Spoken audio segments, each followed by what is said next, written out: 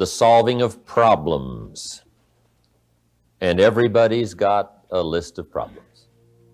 Everybody. The rich merely ask for a longer list.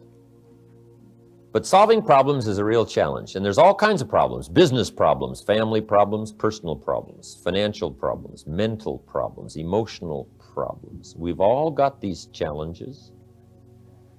But that's the game of life, how to take it like it is and make it like you want it. How to turn resources into productivity. Human resources, physical resources, solving problems. That's the challenge of life and lifestyle.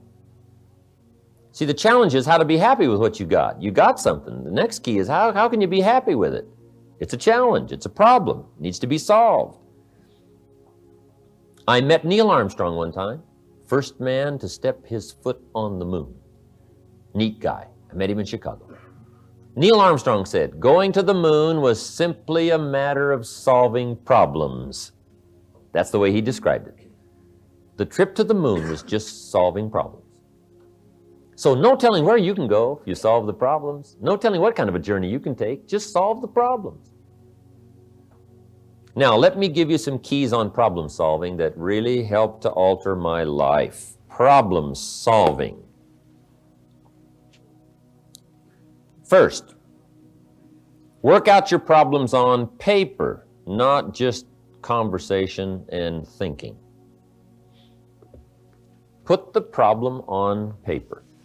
You'll find, if you're around us quite a bit, the evening seminar, these 2 days, any other context you might have with us, we're always talking about paper, journals, projects, books, learning to think on paper. And problem solving is the same thing. To solve a problem, simple. First, divide a piece of paper in half. On this side of the paper, state the problem. Just write it out. Now, you don't have to live on it or live in it. You don't have to dwell on it. You don't have to stay on it, but you do have to state it. To make an intelligent decision, you need the accurate facts. You got to know what the problem is. So that's the first step. Just write it out. In some very simple language, here is the problem. I've got this and this and this, okay? Just make a statement of the problem. Now on this side, work out the answers. Okay? On paper, in your thinking process. Now to solve a problem, let me give you 3 questions to ask to solve any problem. 3 questions to ask to solve any problem. Now this is a process to go through. And you want to go through a process because here's what you want. Not just a solution to a problem. You want to become a problem solver. If you solve a problem, that's temporary. If you become a problem solver, that's permanent. It's like the old line of what's better, to have a fish or to learn how to fish.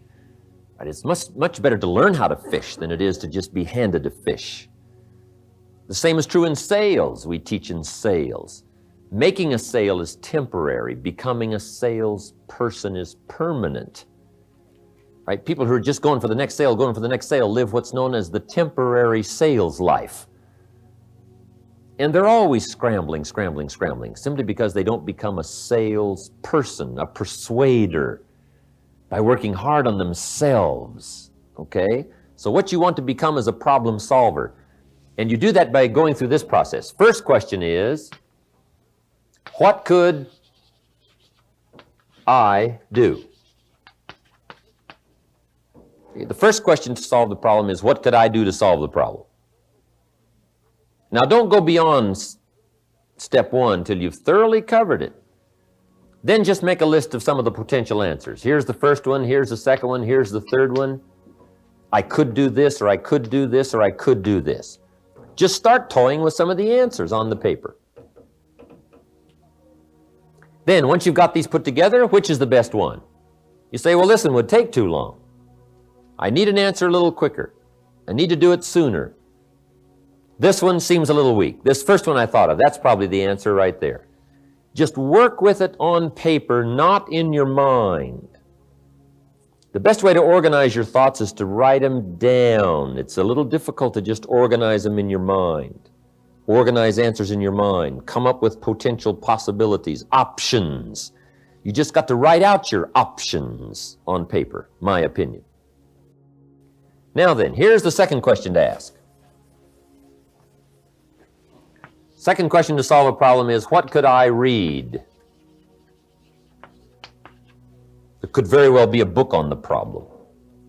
Or if I went back through my journals, what could I read that might find an answer? Maybe you've got a problem that's got a section in the library. You just go to that section, start going through the books. Somebody else might have put a whole lifetime into trying to solve that particular problem, and they've written a whole book on it. Or there's several books on it. So that's a major question. What could I read? Okay, number 2. Here's the third question to solve a problem. Who could I ask? Now, don't go to number 3 till you've passed number 1 and number 2. And if you pass number 1 and number 2 to the best of your ability, and you've done your best to work it out, and you still don't have the answer, and time is critical, and you've got to get closer to the solution, then go to number 3 and ask. But let me tell you what knowledgeable people are always willing to do. Answer questions if they get the sense you've done your best to figure it out beforehand.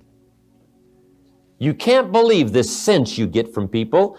If you say, I've done this, I've been through this, and I've read this, and I've done all this, and I still can't come up with the answer, could you help me? Almost anybody unique would say, of course.